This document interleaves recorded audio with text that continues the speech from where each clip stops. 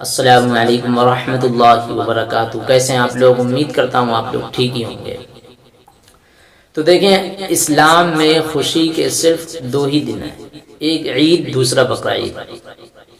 ایک عید ہے اور دوسرا بقرہ عید ہے، اور تیسرا کوئی دن نہیں ہے، صرف دو ہی دن خوشی کے ہیں جو شریعت اسلام نے ہمارے لیے مقرر کیا ہے۔ نسائی شریف کی روایت ہے کہ نبی کریم صلی اللہ علیہ وسلم نے صحابہ کرام سے ارشاد فرمایا، زمانہ جاہلیت میں تم دو دنوں میں کھیل کود کیا کرتے تھے، اللہ نے ان کے بدلے میں ان سے اچھے دو دن آپ کو دے دیے، ایک یوم الفطر اور دوسرا عید الاضحیٰ۔ اب عید الاضحیٰ کا موسم ہے، بقرہ عید آنے والی ہے۔ اس بقرہ عید پہ کیا ہوتا ہے، قربانی کیا ہے؟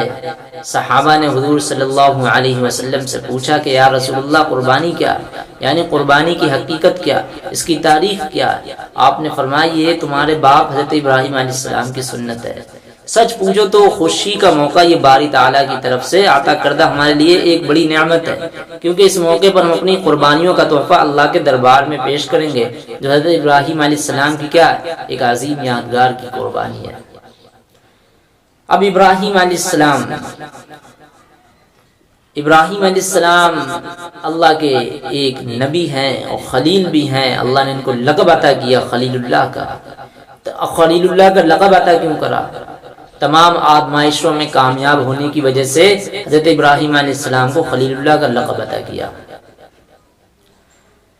تو اللہ تعالیٰ نے حضرت ابراہیم علیہ السلام کو سخت سے سخت ترین آزمائشوں میں ڈالا، مگر ان سب آزمائشوں میں وہ کیا ہوئے؟ پورے اترے، مکمل طور پر کامیاب ہوئے، اچھے رزلٹ لائے۔ اللہ کا ارشاد ہے، جب ہم ابراہیم کو ان کے پروردگار نے کئی باتوں سے ان کو آزمایا، انہوں نے وہ ساری باتیں پوری کی، وہ تمام امتحانات میں کامیاب ہو گئے۔ اصل میں قدرت کا ہمیشہ یہ قانون رہا ہے کہ کسی اہم اور بامقصد چیز کو حاصل کرنے کے لیے قربانیاں دینی پڑتی ہیں، بغیر قربانی دیے وہ چیز حاصل نہیں ہوتی۔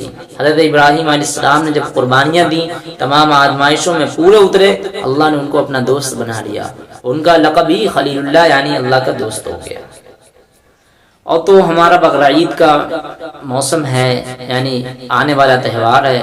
بقرہ عید پہ قربانی ہوتی ہے، تو قربانی کس کی یاد میں ہوتی ہے؟ حضرت ابراہیم علیہ السلام کی یاد میں ہوتی ہے۔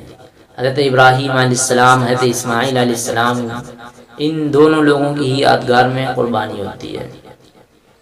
تو ایسے ہی ایک سخت امتحان تھا حضرت ابراہیم علیہ السلام کا، جس میں حضرت ابراہیم علیہ السلام 100% کامیاب ہوئے۔ انہی آزمائشوں میں سے ایک کڑی اور سخت ترین آزمائش تھی بیٹے کی قربانی۔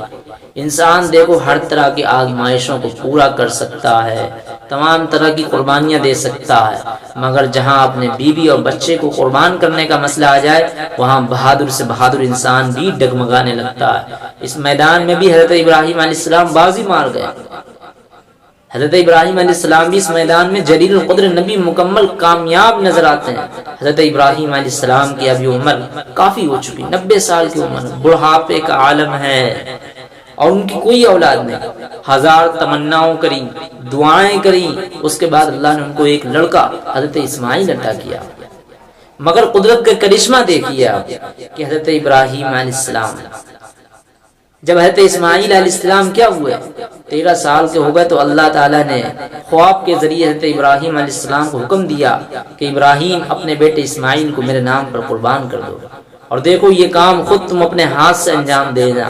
سوچو یہ کتنی بڑی سخت آزمائش تھی۔ سب سے پہلی بات تو یہ کہ یہ حکم عین اس وقت ملا جب اسماعیل علیہ السلام اپنے بوڑھے باپ حضرت سیدنا ابراہیم علیہ السلام کا سہارا بننے والے تھے۔ کیا بننے والے تھے؟ ایک سہارا بننے والے تھے۔ اور پھر یہ حکم ملا بھی تو خواب میں ملا، اور اگر ہم جیسا کوئی ہوتا تو کیا کرتا؟ ہیلے بہانے کرتا کہ ارے یہ تو خواب کی بات ہے، یہ تو ایسے ہی بات ہے، خواب میں تو نیلی چیزیں دکھتی رہتی ہیں۔ تو وہ حضرت ابراہیم علیہ السلام سمجھ گئے یہ خواب ہے، لیکن یہ اللہ کا حکم ہے، اس حکم کو ہمیں پورا کرنا ہے۔ تو وہ ان سب کے علاوہ اللہ نے کسی فرشتے کو نہیں بھیجا۔ عجیب بات یہ بھی ہے کہ اللہ تعالیٰ نے خواب کے ذریعے حکم دے دیا، وہی بیچ کے بھی یہ حکم دے سکتا تھا، فرشتے کو نہیں بھیجا۔ اگر اللہ تعالیٰ چاہتے تو کسی فرشتے کو بھیجتا، لیکن ابراہیم علیہ السلام تو لیکن ابراہیم علیہ السلام تو ایک عظیم پیغمبر ہے نا۔ یہ ساری چیزیں اس لیے ہوئیں کہ اللہ کا، یہ ساری چیزیں اس لیے ہوئیں کہ اللہ تعالیٰ اپنے محبوب بندے حضرت ابراہیم علیہ السلام کو صرف اور صرف آزمانا چاہتے تھے کہ دیکھیں ہمارا بندہ ابراہیم اتنے سخت امتحان میں کیا کرتا ہے۔ لیکن ابراہیم علیہ السلام تو اللہ کے عظیم پیغمبر تھے، بہادر بندے تھے۔ جب وہ ان کو خواب میں حکم ملا تو وہ سمجھ گئے یہ اللہ کا حکم ہے، کیونکہ نبی کا خواب بھی وہی خدائی کا حکم ہوتا، اس میں نہ کی کوئی گنجائش ہی نہیں ہوتی ہے۔ پھر ان کو ہیلے بہانہ کب کرنا گوارا تھا، وہ تو ویسے بھی ساری آزمائشوں میں پورے اترتے چلے آ رہے تھے۔ تو وہ اپنی ساری محبتوں کو اللہ کے نام پر قربان کر دینے والے تھے۔ وہ جانتے تھے کہ ہمیں جو کچھ ملا وہ سب اللہ ہی کا دیا ہوا ہے، اور جب وہ اس کو واپس مانگیں گے تو اس میں بہانے کی کوئی صورتیں نہیں ہیں۔ تو انہوں نے فوراً اپنے بیٹے سے کہا کہ میرے پیارے بیٹے، میں نے خواب میں دیکھا کہ میں خود تجھے اپنے ہاتھ سے ذبح کر رہا ہوں، تمہاری اس میں کیا رائے ہے؟ قال یا ابت افعل ما تؤمر ستجدنی ان شاء اللہ من الصابرین۔ بیٹے نے کیا جواب دیا؟ حضرت اسماعیل علیہ السلام نے یہ سنا تو وہ سمجھ گئے کہ اللہ کا یہ منشا ہے۔ انہوں نے وہی جواب دیا جو ایک عظیم پیغمبر کے بیٹے اور آئندہ ہونے والے نبی کو دینا چاہیے تھا۔ انہوں نے کہا ابا جان، جو ابھی آپ کو حکم ملا اس کو آپ ضرور پورا کر دیجئے، انشاءاللہ آپ مجھے صبر کرنے والوں میں سے پائیں گے۔ پھر جب وہ دونوں تیار ہو گئے، حضرت ابراہیم علیہ السلام بھی اپنے بیٹے کو لٹا کر گلے پر جب چھری چلانی شروع کی تو وہ چھری حضرت ابراہیم علیہ السلام کی بہت کاوشوں کے باوجود، کوششوں کے باوجود نہیں چلی، کیونکہ اللہ کا یہ حکم تھا ہی نہیں، اللہ کو یہ منظور ہی نہیں تھا حضرت اسماعیل علیہ السلام ذبح ہوں، بلکہ صرف حضرت ابراہیم علیہ السلام کو آزمانا مقصود تھا۔ اللہ نے فوراً آواز دی، بس کرو ابراہیم، تم نے اپنا خواب سچ کر دکھایا، ہمارے حکم کے آگے اپنی گردن جھکا دی۔ اللہ نے ایک جنتی جانور بھیجا، اسماعیل علیہ السلام کی جگہ اس کو قربان کر دیا۔ یہ ایک اتنا بڑا امتحان تھا جس میں حضرت ابراہیم علیہ السلام 100% کامیاب ہوئے، 100%۔ آج انہی کی یاد میں ہم لوگ قربانی کرتے ہیں بقرہ عید پر، اس عظیم یادگار۔ یہ ابراہیم علیہ السلام کی ادا اللہ کو بہت پسند آئی، بہت پسند آئی۔ قیامت تک کے تمام مالدار مسلمانوں پر اس دن قربانی کرنا واجب قرار دے دیا۔ جب ہم قربانی کرتے ہیں تو گویا ہم اس بات کا ثبوت پیش کرتے ہیں جس طرح ابراہیم نے اللہ کے حکم کے سامنے اپنا سر جھکا دیا تھا، ہم بھی ہر وقت اللہ کے سارے حکموں کے سامنے اپنا سر جھکانے کے لیے تیار ہیں۔ اسی جذبے کو سامنے رکھ کر قربانی کرنا چاہیے ہم لوگوں کو۔ لیکن ہم لوگ کس طریقے کی قربانی کر رہے ہیں یہ سب لوگ جانتے ہیں۔ ہم لوگ قربانی کر رہے ہیں دکھلاوے کے لیے، اور سب لوگوں کے اوپر مثال کے طور پر گھر میں 4 افراد ہیں، باپ بیٹے بیٹی، سب کے اوپر کیا ہے؟ قربانی واجب ہے، لیکن کر رہا ایک آدمی۔ ایک بکرا لیا ہے تو ایک نے قربانی کر دی گھر سے، اب وہ سمجھ رہا ہے سب کی طرف سے ہو گیا قربانی، لیکن ایسا نہیں ہے، وہ تو ایک ہی کی ہوئی۔ اور پھر اگر کوئی کر بھی رہا ہے تو کوئی اتنی شیخی دکھا رہا ہے، اتنی شیخی دکھا رہا ہے کہ وہ پتہ ہی نہیں کہ اللہ کو یہ قربانی بھی ہو رہی ہے نہیں ہو رہی۔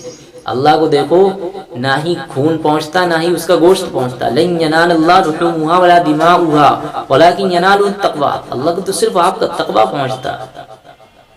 ابراہیم علیہ السلام نے اتنی بڑی قربانی کر دی، لیکن آج ہم میں سے بہت سارے لوگ تو قربانی کرنا ہی نہیں چاہ رہے۔ وہ 4 پیسے بچ رہے ہیں تو وہ کسی بزنس میں انویسٹ کر رہے ہیں۔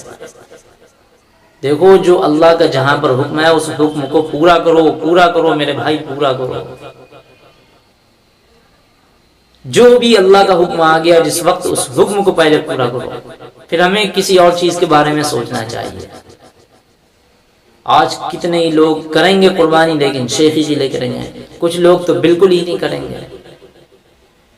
تو یہ بقرہ عید اور یہ عید، ان تہواروں کا مقصد کیا ہے؟ اللہ نے ہمارے لیے یہ 2 دن بنائے، اسلام نے یہ 2 دن مقرر کیے، یا یہ نبی نے 2 دن ہمیں دیے۔ اس میں ہم جب خوشی کا اظہار کریں تو خوشی کیسی ہوئے گی؟ جب ہم دوسروں کی خوشی سوچیں گے، جو غریب ہے ہم سے کمزور ہے اس کی خوشی سوچیں گے، جب ہماری خوشی ہوگی۔ لیکن اگر ہم اپنی خوشی میں مست اور مگن ہو جائیں، دوسروں کا خیال نہ رہے، تو پھر ہمارے بھائی وہ خوشی نہیں ہوتی ہے۔ عید کا تہوار ہم لوگ یوں ہی کاٹ دیتے ہیں، اس سے پہلے صدقہ فطرہ ادا کرنا تاکہ ضرورت مند لوگ بھی عید کی خوشی میں شریک ہو سکیں۔ لیکن ایسا نہیں ہوتا ہمارے یہاں تو بس خالی دیکھا کہ گوروں کا تہوار کرسمس کیسا ہے، ہولی یا دیپاولی کیسی ہے، بس بالکل سیم اسی طریقے سے عید کو بنا دیا، خوب فحش بازی ہو رہی ہیں، عیاشیاں ہو رہی ہیں، سب کچھ ہو رہی ہے تہواروں میں، کوئی لینا دینا نہیں ہے۔ کوئی اسلامی تہوار کا کلچر آپ نے کس کلچر کے ساتھ ملا دیا؟ ہر چیز میں گوروں کی مشابہت، تہواروں میں گوروں کی مشابہت ہمارے ہونے لگی۔ لوگ فلمیں ڈرامے دیکھنے جا رہے ہیں، بڑی بڑی ٹاکیزوں میں دیکھنے جا رہے ہیں، دوسرے لوگ کیا عبرت ہم سے حاصل کریں گے؟ غیر مسلم لوگ۔ ہمارا تہوار تو ایک محبت کا تھا، پیغام دینے کا تھا، کمزور لوگوں سے گلے ملنے کا تھا، لیکن آج ان سب چیزوں نے بھلا دیا۔ گوروں کا طریقہ آج ہماری زندگیوں میں رگ رگ میں بس گیا۔